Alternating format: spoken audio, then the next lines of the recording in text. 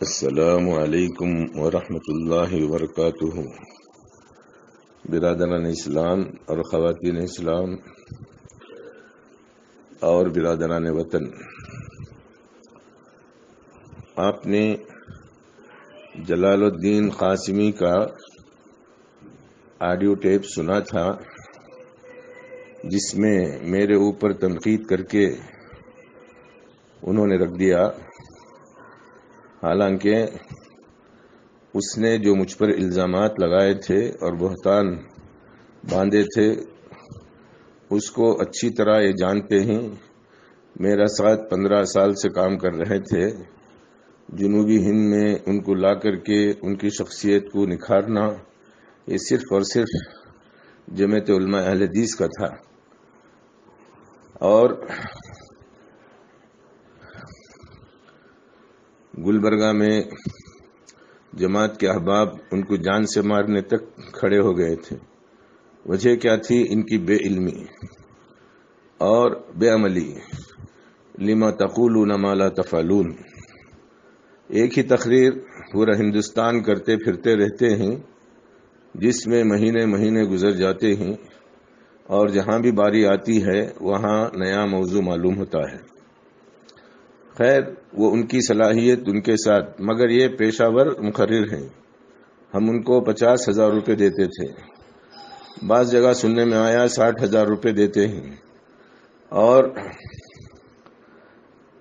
یہ ہیرا گولڈ رمضان میں اس کو اپنا مہمان بنائی، اور یہ نقاب نکالنے والا بھی یہی شخص ہے جس نے اس کو یہ بتایا کہ ناصر الدین البانی رحمہ اللہ اس کے قائل ہیں۔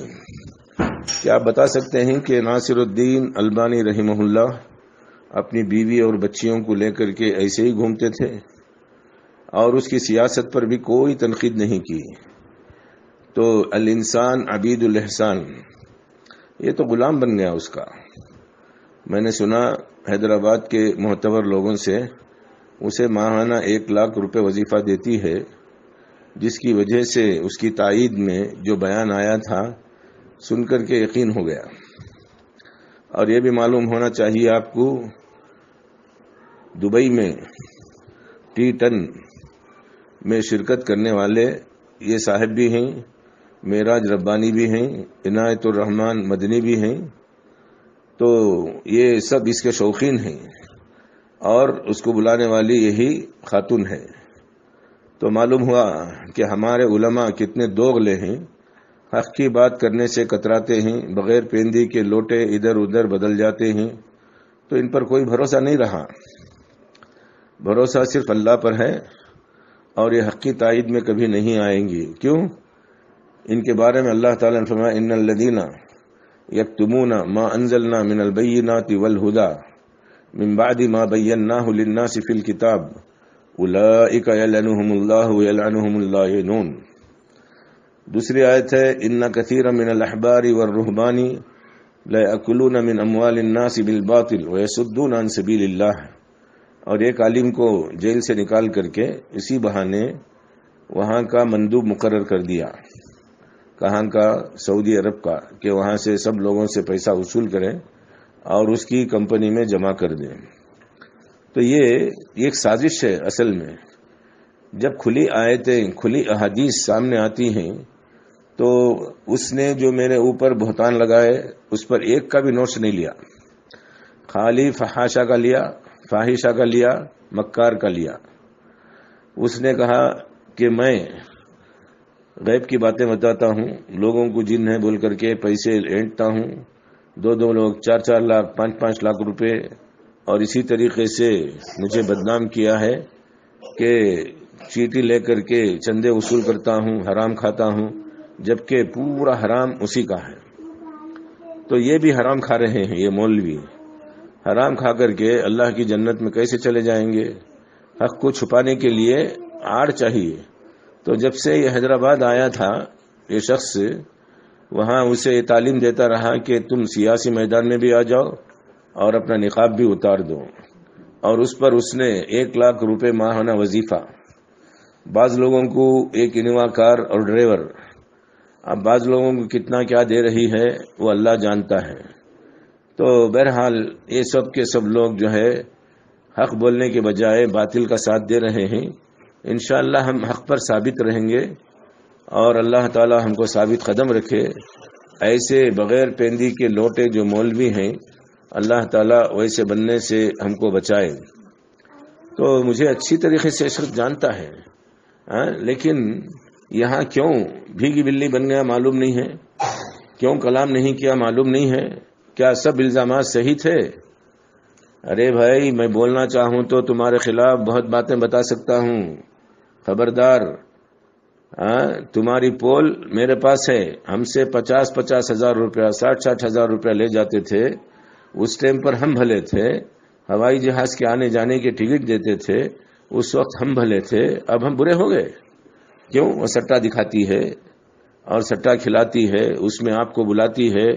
یہ سب اردیتم بالحیات الدنیا من الآخرہ فما متاع الحیات الدنیا الا متاع. کیا حافظ ہیں آپ, کیا مولوی ہیں آپ؟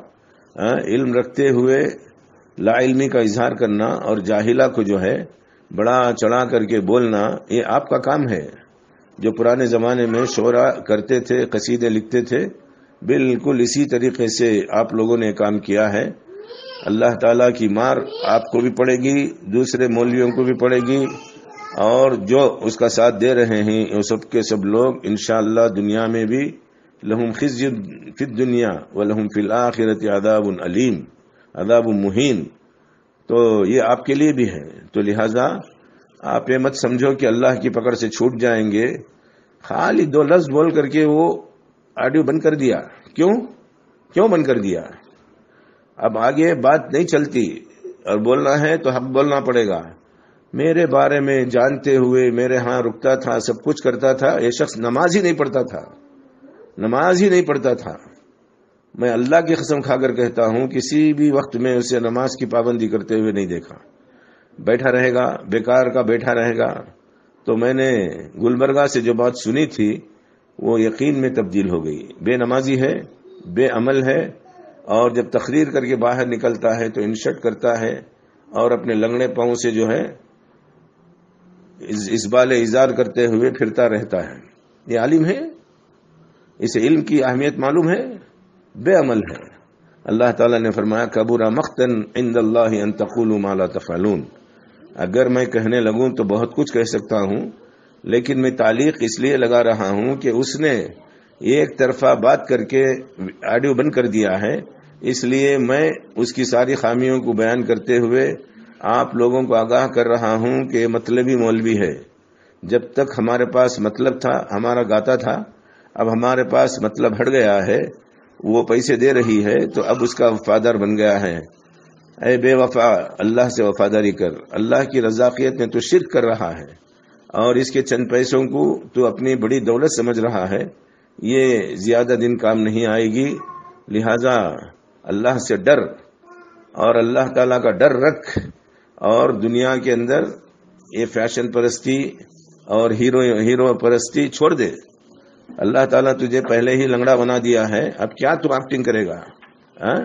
اور تیرے بیٹے کے بارے میں بھی بتاتا ہے کہ میرا ایک بیٹا بمبئی گیا ایکٹر بننے کے لیے, اور فخر سے کہتا ہے انا للہ و انا الیہ راجعون. ایسے علماء پر اللہ کی ملامت ہو, ایسے علماء پر اللہ کی لعنت ہو جو ظاہر میں دین کا حلیہ, دین کی باتیں دھار کر کے لوگوں کو غلط رہنمائی کرتے ہیں. اللہ تعالیٰ مجھے اور آپ کو ایسے بد اخلاق علماء سے محفوظ فرمائے. واقول قولی ھذا واستغفر اللہ لی ولکم ولسائر المسلمین. میرا نام احمد اللہ قریشی ہے, عمری مدنی, اور جمعیت اہل حدیث کا, علماء اہل حدیث کا میں صدر ہوں, جسے مجھے